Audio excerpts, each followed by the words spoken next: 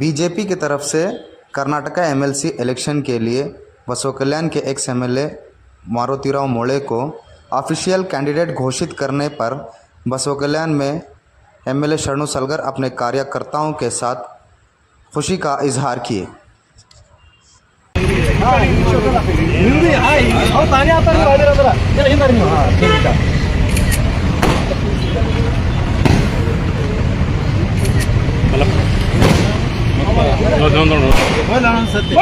भारत माता के भारतीय जनता पक्ष के नरेंद्र मोदी ಅವರಿಗೆ ಮಾಜಿ ಮುಖ್ಯಮಂತ್ರಿಯಾದ ಯಡಿಯೂರಪ್ಪನವರಿಗೆ ಬಿವೈ ವಿಜೇಂದ್ರವರಿಗೆ ಆರ್ ಅಶೋಕ್ ಅವರಿಗೆ ಜನಪ್ರಿಯ ಶಾಸಕರಾದ ಶರಣು ಸಲಗರ್ ಅವರಿಗೆ बीजेपी ने एमएलसी इलेक्शन के लिए अपने कैंडिडेट्स की लिस्ट जारी कर दी है।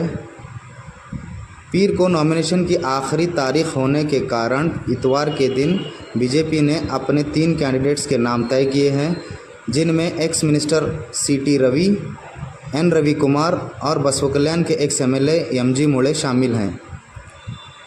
कर्नाटका में कुल 11 सीटों पर इलेक्शन होने हैं, जिनमें से बीजेपी 3 सीटें जीत सकती है।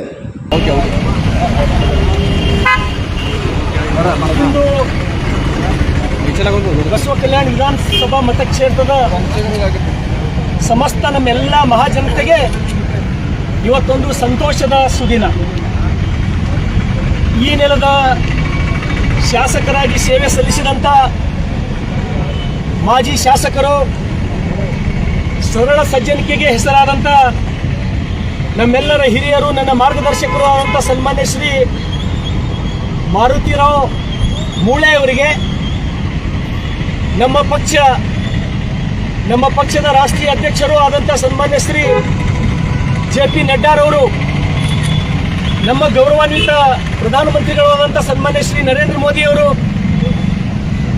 ನಮ್ಮ ರಾಜ್ಯದವರೇ ಆದಂಥ ನಮ್ಮ ಹಿರಿಯರು, ನಮ್ಮ ಮುಖಂಡರು ಆದಂಥ ಸನ್ಮಾನ್ಯ ಶ್ರೀ ಬಿ.ಎಲ್. ಸಂತೋಷಿಯವರು, ವಿಶೇಷವಾಗಿ ನಮ್ಮ ರಾಜ್ಯದ ಯುವ ನಾಯಕರು, ನಮ್ಮ ರಾಜ್ಯದ ಭಾರತೀಯ ಜನತಾ ಪಾರ್ಟಿ ಅಧ್ಯಕ್ಷರು, ನನ್ನ ಸಹೋದರರು ಆದಂಥ ಸನ್ಮಾನ್ಯ ಶ್ರೀ ಬಿವೈ ವಿಜೇಂದ್ರ ಅವರು, ನಮ್ಮ ಹಿರಿಯರು ಆದಂಥ ರೈತ ನಾಯಕರು ಆದಂಥ ಮಾಜಿ ಮುಖ್ಯಮಂತ್ರಿಗಳು ಆದಂಥ ಬಿ.ಎಸ್. ಯಡಿಯೂರಪ್ಪನವರು, ವಿರೋಧ ಪಕ್ಷದ ನಾಯಕರು ಆದಂಥ ಆರ್ ಅಶೋಕ್ರವರು, ಹಾಗೂ ವಿಶೇಷವಾಗಿ ಮಾಜಿ ಮುಖ್ಯಮಂತ್ರಿಗಳಾದಂಥ ಬಸವರಾಜ ಬೊಮ್ಮಾಯಿರವರು, ಹೀಗೆ ನನ್ನ ಪಕ್ಷದ ಅನೇಕ ನಾಯಕರು ಸೇರಿ ಇವತ್ತು ನಮ್ಮ ನಾಯಕರಾದಂಥ ಸನ್ಮಾನ್ಯ ಶ್ರೀ ಎಂ.ಜಿ. ಮೂಳೆಯವರಿಗೆ ವಿಧಾನ ಪರಿಷತ್ತಿನ ಅಧಿಕೃತ ಅಭ್ಯರ್ಥಿಯಾಗಿ ಇವತ್ತು ಆಯ್ಕೆ ಮಾಡಿದ್ದಾರೆ.